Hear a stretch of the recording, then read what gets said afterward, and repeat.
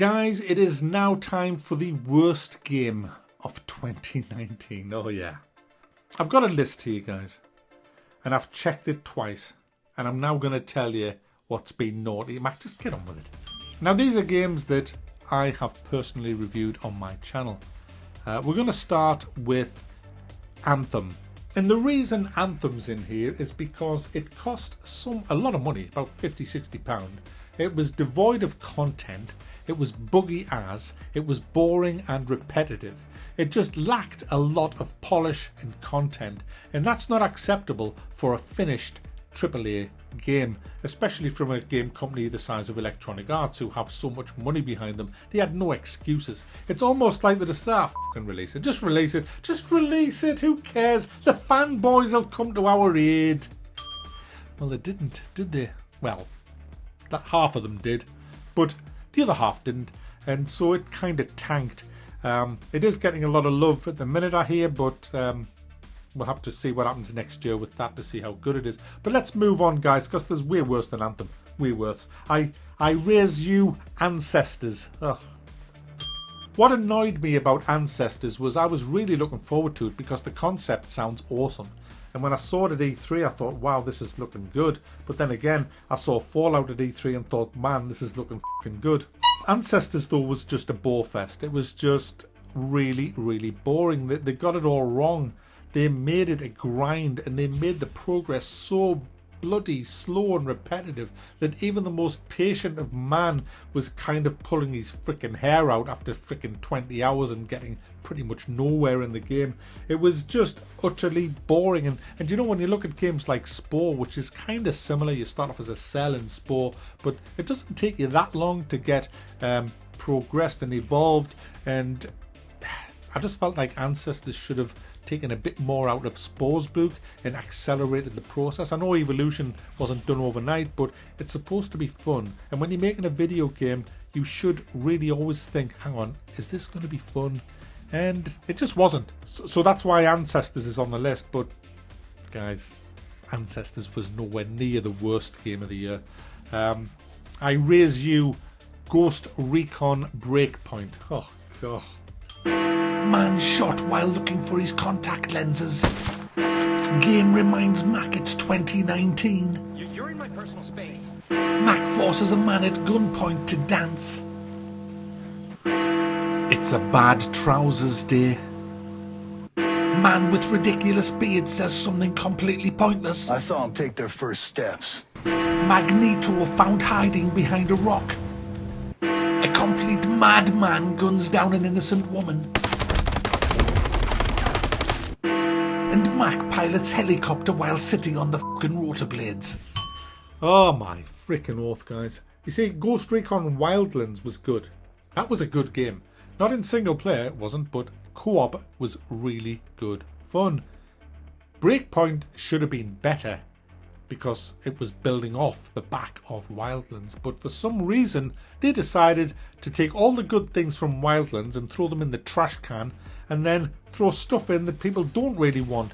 You got an absolute overload of loot in this game, and after 10 hours of play you just got so bored checking what weapon was slightly better than this one, what armor's slightly better, and it just became your gear score. I didn't give a about my gear score. I just thought, shoot everybody in the bastard face, then gear score doesn't matter. Just get on with the bloody game, because I was sick of micromanaging my bloody inventory after every, well, I was going to say after every mission, but after every freaking few minutes. And then you had them horrible drones. And the horrible interface. You'd be on your map, looking at something on your map. You'd hear a drone, but you had to click about 3 clicks to get off your fucking map screen. By then you'd been spotted.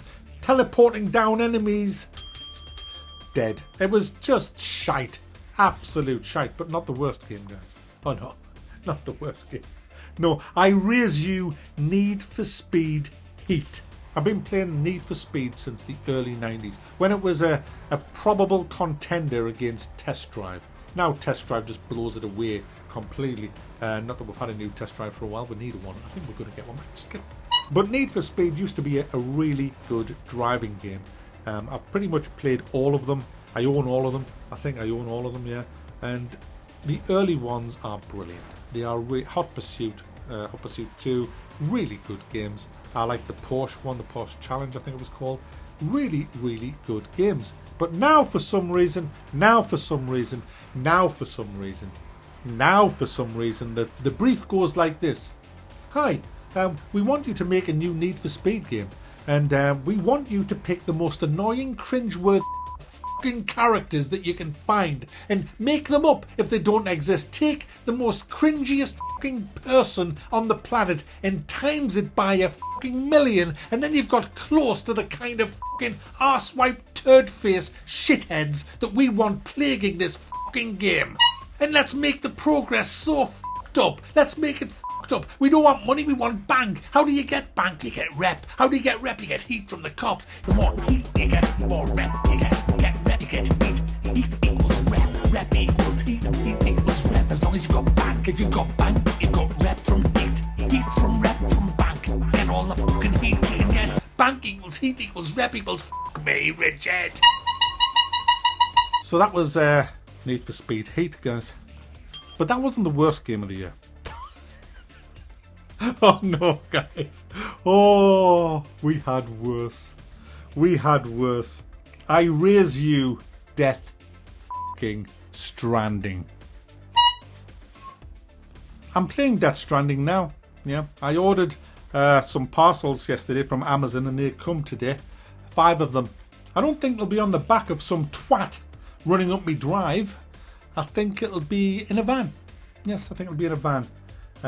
And when he comes to the door, I'm going to say, hey mate, are you enjoying yourself doing this all day? And he'll say, no, I'm not. And that's because delivering stuff is fucking boring. Anyway guys, I'm going to show you some clips from my review. I'll let that do the talking. Now there's people who are ghosts and they have an umbilical cord attached to the earth. And they are just hanging around. They're called BTs.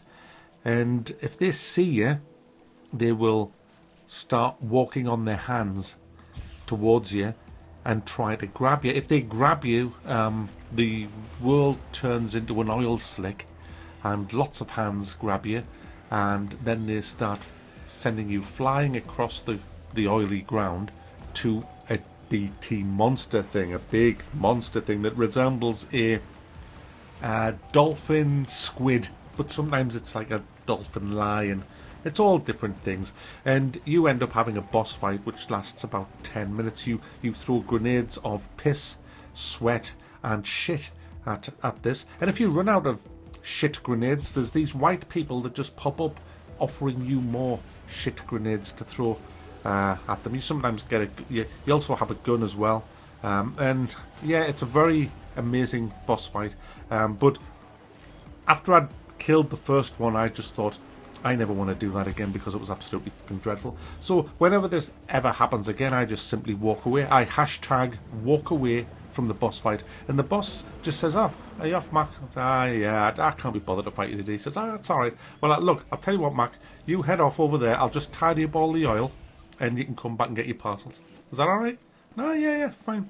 So they're great, the bosses. They tidy up everything, the oil goes, and you just walk back and pick up your parcels and get on the way delivering semen. That's 10 out of 10.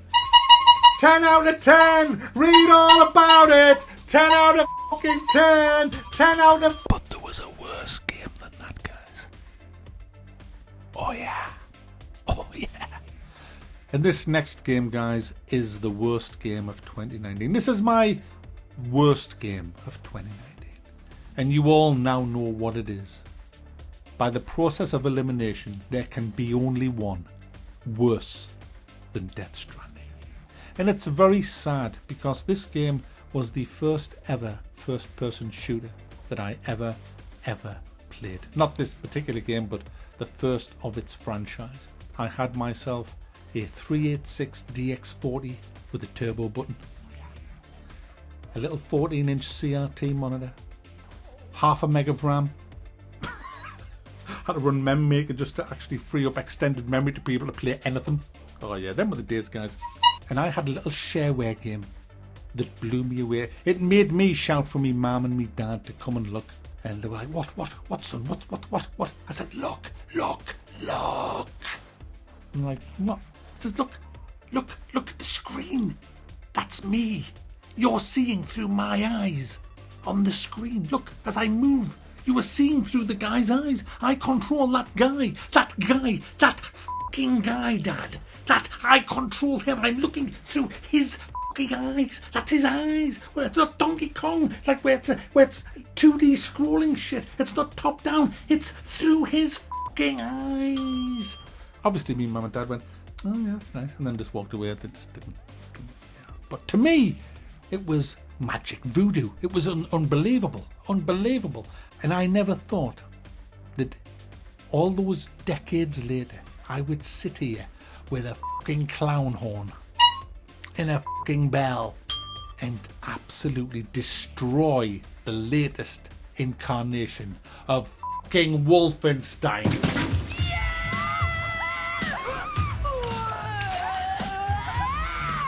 Yes, guys, Wolfenstein Youngblood. We're supposed to believe that this is a Wolfenstein game. I'm sorry, but in my eyes, it's never going to be a Wolfenstein game. It might carry the name Wolfenstein, but it's as far removed from a Wolfenstein game as Jeremy Corbyn is from reality. Let's just look first of all at the two characters who you are supposed to believe are the daughters of BJ. I mean, seriously? Do you really think that he would bring up daughters to be like this? Just get the hell out of here, man. These two protagonists in this game are the most cringe-worthingly awful people you will ever wish to meet ever anywhere. Fuck yeah! I mean, the developers have missed an absolute titanic opportunity here to make a fantastic story based on the daughters of B.J. Blazkowicz. I mean, who would they be? What would they be like? What would it be like to grow up with their dad being an all-American hero? A big kick-ass guy. I mean, this is the exact opposite of what they would have been like. And this could have been a really good story about how they kind of grew up with their dad being like that, how they kind of toughened up, how they would be faced with his capture and how would they go about his release and things like that. It could have been a really good story arc for them. And they could have been brought in future games. Instead, we just get what is typical of 2019. These people who live in a bubble, who ruin movies, ruin games with their politically correct bullshit. And they've done it again with Wolfenstein and made this game an absolute giant stinking turd of a game. And let's just forget about all of the characters in it that are just all pretty much awful. The whole lot of them.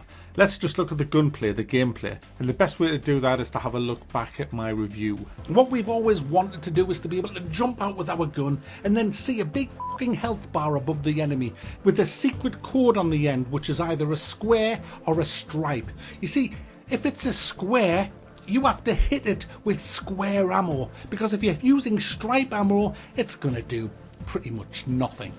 So you have to look at your gun before you open find square ammo, square. Oh no, I'm on stripey. Quick, switch to square. I'm on square now. Blam, blam, blam, blam, blam. Oh, but wait a minute. Wait a minute, hey, wait a minute, Mr. Postman. Did you check the level of it? Because it might be 3 or 4 levels above you, which means that you'll probably have to put 35,000 clips into it. So you might as well just run away and level up and then come back another day, which means having to go back through all the people that you killed because they'll all have respawned again and then go back and do the whole level again, which means going back to the same map. I mean, this is gaming, guys.